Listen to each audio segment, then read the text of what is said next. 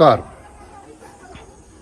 वर्तमान सरकार के समर्थक और सरकार और उनके सहयोगी हिंदू संगठन लगातार कोशिश में है कि हिंदू राष्ट्र बने और कॉमन कोड बिल यानी कि समान नागरिक संहिता इस देश में लागू हो। जब यूपी की सरकार इसकी 2014 में भाजपा सरकार सत्ता में आई थी तो दिल्ली में आरएसएस के कार्यालय में एक बड़ी मीटिंग हुई जिसमें मोहन भागवत जी ने कहा कि 900 साल बाद देश में हिंदू सरकार बनी है। हम 900 साल पुराने हिंदुत्व को वापस लौटाएंगे। यानी उस युग को ये ऐसे भ्रम फैला करके कि देश तब सोने की चिड़िया था, बिल्कुल होगा, लेकिन उस सोने की चिड़िया पर घमंड करने वाले वे लोग जिनके पुरखों को अपनी इच्छा का कार्य करने का अधिकार नहीं था, शिक्षा लेने का अधिकार नहीं था, मंदिरों में जाने का अधिकार नहीं था, तालाब कुओं में पानी पीने का अधिकार नहीं था, धार्मिक स्थलों में जाने का अधिकार नहीं था, और जो किसान थे उन पर लगान का इतना बोझ था, अगर उनके पशु गुजर जाएं या कोई बीमार हो जाए तो उनकी आर्थिक अर्थव्यवस्था गड़बड़ा जाती थी और वो जो अपना उत्पाद व्यापारी को बेचते थे उसमें घटतोली आदि आदि तरीके से उनका शोषण करते थे। तो वो जब उस व्यापारी से लोन लेता था, कर्ज लेता था, तो उस कर्ज के बदले वो अपनी जमीन पशु भी गिरवी रखता था, साथ में कुछ सामंती व्यापारी तो उनके बच्चों को भी गिरवी रखते थे। इस तरह की व्यवस्था में देश सोने की चिड़िया था। तो 900 साल पहले का जो हिंदू संस्कृति या हिंदू राष्ट्र जो सोने की चिड़िया था उसको दोबारा स्थापित करने के लिए मोहन भागवत जी, आरएसएस, अन्य वे लोग बड़ा समर्थन कर रहे हैं जिनके पुरखों ने इन असमानता, आर्थिक असमानता और सामाजिक असमानता से जूझने के लिए गोरों के आने के बाद में हमारे उन जागरूक नेताओं ने शिक्षा लेने के बाद ये समझा कि हमारे भाग्य का दोष नहीं है, ये इन व्यवस्थाओं का दोष है जो हम झेल रहे हैं। तो उन्होंने संघर्ष किया और इनसे मुक्ति के कानून बनवाए। आज वही लोग हिंदू राष्ट्र की मांग करते हैं और कहते हैं कि इस सरकार में भारत दुनिया की अर्थव्यवस्था में स्थान पा रहा है, दुनिया के अमीरों में स्थान पा रहा है। तो सेम व्यवस्था वही है।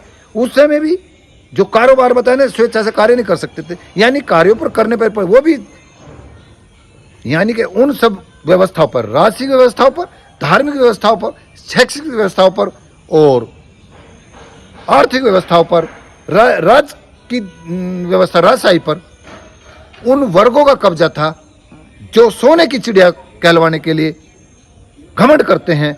और उस सोने की चिड़िया की वजह से जो मूलभूत सुविधाओं से भी वंचित थे, उस आर्थिक और सामाजिक असमानता का लाभ उठा करके विदेशी आकर्ताओं ने और इनके आपस के प्रतिद्वंदियों ने उन्हें आमंत्रण दे करके इस देश पे जो शासन किया है वो दोष इनका है। अगर आपने पुनः इसका ये समझिए कि जो हमारी $5 ट्रिलियन की बात कर रहे हैं, तो कोई भी आर्थिक व्यवस्था आप देखना, गांव में भी अगर कोई ज़्यादा अमीर हो जाता है, अधिकतम गरीब हो जाते हैं, तो वो उस क्षेत्र में, उस गांव में बहुत दिन तक नहीं टिक पाता है। वो तब तक टिक पाता है जब तक वहाँ की जनता अपना भाग्य का दोष मानती है। जब वो भाग्य का नहीं, व्यवस्था का दोष मानने लगती है, उसमें कुछ जागरूक लोग पैदा हो जाते हैं, तो वे वहाँ से पलायन कर जाते हैं। और उसका एक बहुत बड़ा कारण ये भी है कि जब ये सब लोग देखते हैं कि लगे अब हमारी आस्था पर दूसरी देशों के आस्थाओं के लोगों ने कब्जा कर लिया है, गुलाम बना लिए हैं, तो ये फिर धर्म का चोला ओढ़ करके व्यवस्था पर कब्जा करने का प्रयास करते हैं। कश्मीर में जो आर्थिक और सामाजिक असमानता थी, जो जमीन और बागों का कारोबार का अधिकार अल्पसंख्यक होकर के भी हिंदू पर कब्जा था, उससे मुक्ति पाने के लिए, यार पंजाब में भी जब देश का बंटवारा हुआ, वहां पर भी जमींदारा महल दूसरी आस्थाओं के जिन अनुयायी थे उनका था। तो इनको धर्म की आड़ में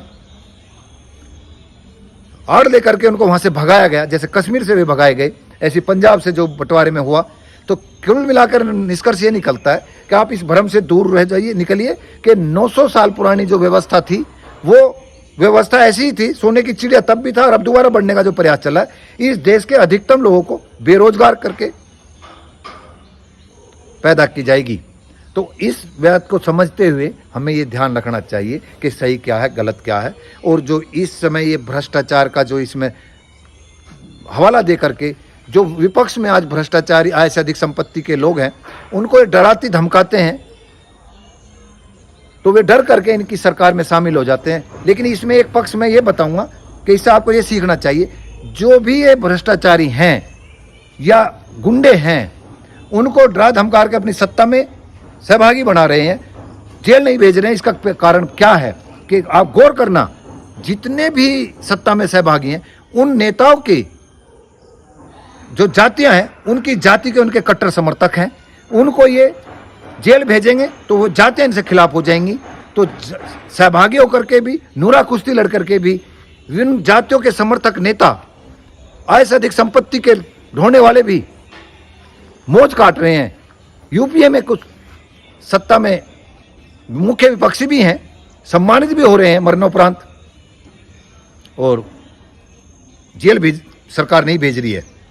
जो अब जो सत्ता में भागे, तो इससे यह भी समझिए कि मैं उस लोगों को कहूँगा जो हिंदू राष्ट्र की बात करते हैं और अपने नेताओं को ही गलियाते हैं, साथ नहीं दे रहे हैं, ईमानदार नेता का भी साथ नहीं दे रहे हैं।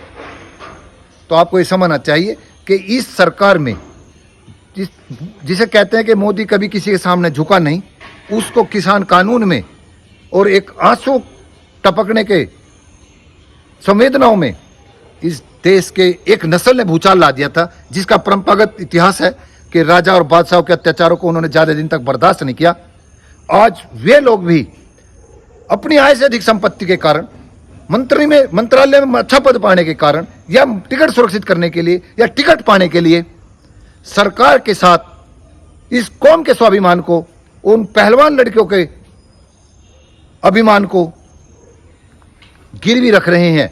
वो गुंडा सांसद 4 सीट सबमिट हो चुकी है, घमंड करता था कि मैं अगर मेरे पर आरोप सीधे तो फांसी खा लूंगा या इस्तीफा दे दूंगा। ये सरकार उस गुंडे से इस्तीफा नहीं ले रही है। वजह यही है कि उसकी जाति उसके साथ है, और हमारे नेता जो ईमानदार हैं, जिन्होंने सरकार को चुनौती दी, कानून वापस कराए, आंसू को रोका, वे लोग आज हिंदू राष्ट्र बनाने की बात कर रहे हैं।